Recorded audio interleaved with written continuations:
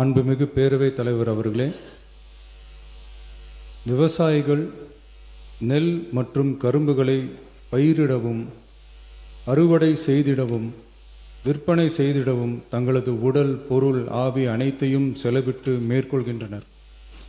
தற்சமயம் தமிழ்நாட்டின் financial position சரியில்லாமல் இருந்தாலும் நெல் மற்றும் கரும்பு பயிரிட்டுள்ள விவசாயிகளின் நலனை பாதுகாக்க வேண்டும் என கருதி தமிழ்நாட்டின் வரலாற்றில் இல்லாத அளவில் மாநில அரசின் நெல் மற்றும் கரும்புக்கான ஊக்கத்தொகையை அதிகரிக்க முடிவு செய்துள்ளோம்.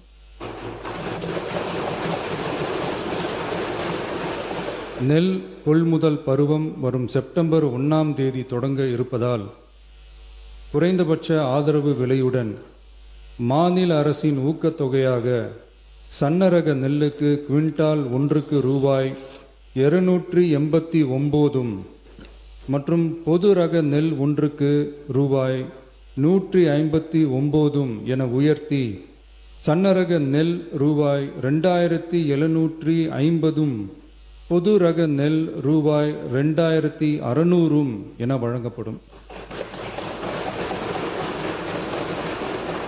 மாநில அரசு நெல்லுக்கான ஊக்கத்தொகையினை ஓராண்டில் 156 ரூபாய்க்கு மேல் உயர்த்தி வழங்குவது வரலாற்றில் இதுவே முதல் முறையாகும். அதேபோல 2025-26 கரும்பு அரவை பருவத்தில் சர்க்கரை ஆலைகளில் பதிவு செய்து கரும்பு வழங்கும் விவசாயிகளுக்கு ஒன்றிய அரசு மெட்ரிக் டன் ஒன்றுக்கு ரூபாய் 3290.50 நிர்ணயம் செய்துள்ளது. அதற்கு மேல் தமிழ்நாடு அரசால் சிறப்பு ஊக்கத்தொகையாக டன் ஒன்றுக்கு 709.50 ரூபாய் வழங்கப்படும். இதன் மூலம் விவசாயிகளுக்கு டன் ஒன்றுக்கு 4000 ரூபாய் கரும்பு விலையாக கிடைக்கப்பெறும். கடந்த 5 ஆண்டுகளில் கரும்பிற்கான சிறப்பு ஊக்கத்தொகை 156 ரூபாய் மட்டுமே உயர்த்தி வழங்கப்பட்ட நிலையில் தற்போது முதல் ஆண்டிலேயே 360.50 ரூபாய் உயர்த்தப்பட்டுள்ளது என்பதையும் இம்மாமன்றத்தில் குறிப்பிட விரும்புகிறேன்.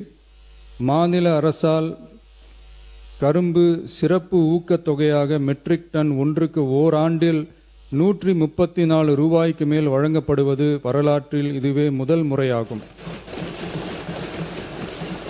நமது அரசு எப்போதும் விவசாயிகளை ஒருபோதும் விட்டுவிடாமல் அவர்களோடு தோளோடு தோள் கொடுத்து விவசாயம் சிறக்கவும் ஊரக வாழ்வாதாரம் சிறக்கவும் என்றும் உறுதுணையாக இருக்கும். நன்றி.